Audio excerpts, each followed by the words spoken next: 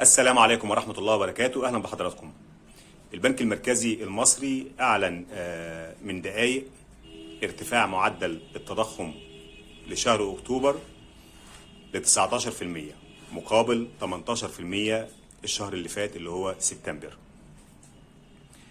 طبعا جهاز الإحصاء أعلن النهاردة ارتفاع معدل التضخم في أكتوبر ل 16.3%، وأنا شرحت لكم في الفيديو اللي فات اللي اتكلمنا فيه يوم 10 أكتوبر عن الفرق بين معدل التضخم اللي بيعلنه جهاز الإحصاء واللي بيعلنه البنك المركزي المصري. المهم ان النهارده البنك المركزي قال ان معدل التضخم 19%.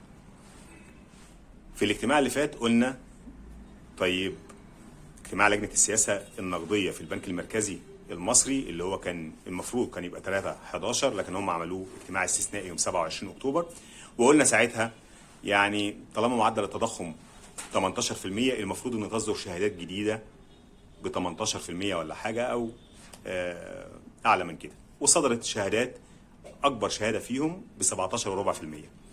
هل بعد الارتفاع النهارده ل 19% هتصدر شهادات جديده الفتره الجايه؟ اجتماع لجنه السياسه النقديه اللي هتحدد سعر الفايده في البنك المركزي المصري هتكون يوم 22 ديسمبر القادم، يعني لسه في تقرير تاني عن التضخم هيطلع يوم 10/12. طيب برضو هل معنى كده ان اللجنة هتقرر او البنك المركزي هيقرر في اجتماع قادم زيادة سعر الفايدة او بلاش زيادة سعر الفايدة؟ هل البنك المركزي هيصدر توجيهاته لبنك مصر والبنك الاهلي انهم يعملوا شهادات جديدة بفايدة اعلى من 17.4%؟ توقعاتي لو استمر الموضوع على ما هو عليه، يعني النهارده 19%، واضح من المؤشرات ان التقرير بتاع معدل التضخم اللي هيصدر في 10/12 الجاي هيكون معدل التضخم يعني لو مش 19 فهيكون اعلى من 19، لكن ما اعتقدش ان هو هيقل، وعلى فكره ده اعلى معدل وصلنا له في 4 سنين فاتوا. وبالتالي لو قلنا ان لجنه السياسه النقديه ترفع الفايدة هتبقى أزمة. ليه؟ زي ما قلنا رفع الفايدة ده معناها تعطيل استثمارات، محدش يعرف ياخد قروض عشان يعمل مشروعات، لأن في الحالة دي قيمة المشروعات عنده كروال أعمال هتبقى قيمتها كبيرة، تكلفتها عنده كبيرة، وكل ده هيجي على دماغ حضرتك وحضرتي.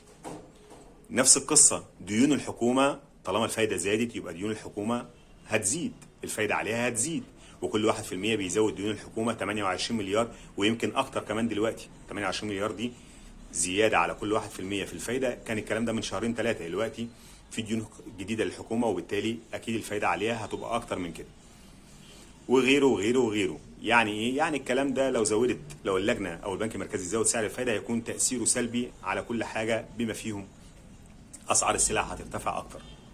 لكن الحل إيه؟ الحل اللي البنك الاهلي وبنك مصر بما انهم اكبر بنكين في السوق المصري وبنوك وطنيه، في الحالات اللي زي دي بيدخلوا يسندوا الليله مع الحكومه. يعني ايه؟ يعني يصدروا شهادات جديده. شايف ان لو معدل التضخم استمر في ال 19 او عدى 19% في 10/12 اللي جاي، لسه هنشوف هيبقى الموقف ايه. المفروض ان البنك المركزي او بلاش البنك المركزي، ان البنك الاهلي وبنك مصر يعملوا شهادات باكتر من 17.4%. ده عدل ربنا، خاصة ان ال 17.4% دلوقتي اللي معمولة حضرتك لو عملت بيها شهادة ب 17.4% بتاخد العائد اخر كل سنة مش كل شهر. اللي الناس محتاجاه دلوقتي مش كده، اللي الناس محتاجاه ان العائد يصرف شهري. طب العائد الشهري دلوقتي كام اللي بتاخده من بنك مصر او البنك الاهلي؟ 16%، والتضخم 19%، في فرق 3%. الناس زي ما قلنا بتحتاج العائد ده عشان تكمل بيه على الدخل اللي دخلها من مرتبها او من مشروع صغير عاملاه ولا حاجه، وتقدر تصرف على احتياجاتها الشهريه، خاصه يعني احنا شايفين الاسعار كل يوم في زياده مع ازمه روسيا واوكرانيا ونقص النقص اللي حصل في سلاسل الامدادات من كل دول العالم، محدش عارف يستورد ولا يجيب اي حاجه، في نقص في كل حاجه، وبالتالي الاسعار عماله تزيد. وبالتالي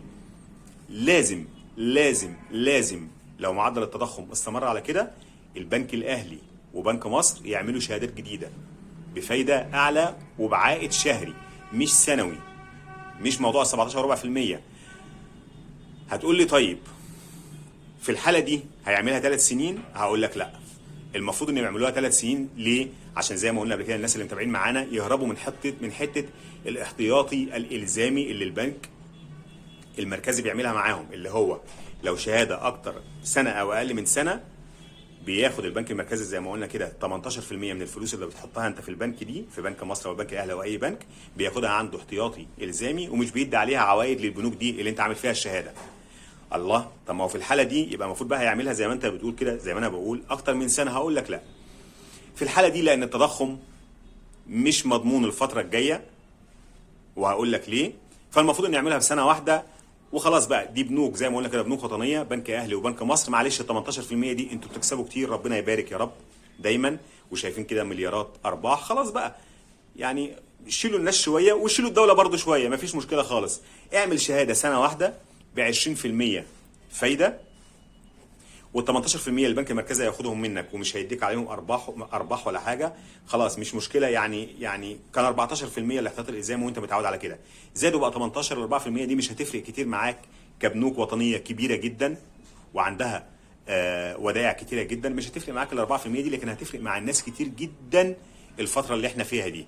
وبالتالي اتوقع ان الشهادات تصدر بسنه واحده ومن البنك الاهلي ومن بنك مصر. لكن امتى؟ زي ما قلت ده هيتوقف على معدل التضخم اللي هيعلن عنه يوم 10/12 القادم. هتقول لي بقى طب انت بتقول لي معدل التضخم مش مضمون اليومين الجايين. هقول لك النهارده البنك الفيدرالي الامريكي اعلن تراجع معدل التضخم ل 7.7% من 8.2% في سبتمبر اللي فات. وبالتالي يعني بدأت يعني موضوع زيادة الفايدة المعلنة كل شهر ب 75 نقطة من البنك الفيدرالي الأمريكي بدأت تجني ثمارها. وأخيرا حسوا النهاردة إن أهو في تراجع في معدل التضخم بقى 7.7% بس. وبالتالي الاجتماع القادم للبنك الفيدرالي الأمريكي اللي هو في ديسمبر القادم برضو غالبا هيبقى هيرفعوا الفايدة طبعا أكيد، بس مش هتبقى 75 نقطة، لا هتبقى 50 نقطة. طبعا تأثير ده النهارده على الذهب كان قوي جدا عالميا. اسعار الذهب نطت نطه جامده. ليه؟ لان زي ما قلنا سياسه التشدد من البنك الفيدرالي الامريكي اللي هو انه يرفع الفايده بنسبه 75 نقطه في الاجتماع القادم، خلاص الموضوع ده غالبا مش هيحصل وهتبقى 50 نقطه بس.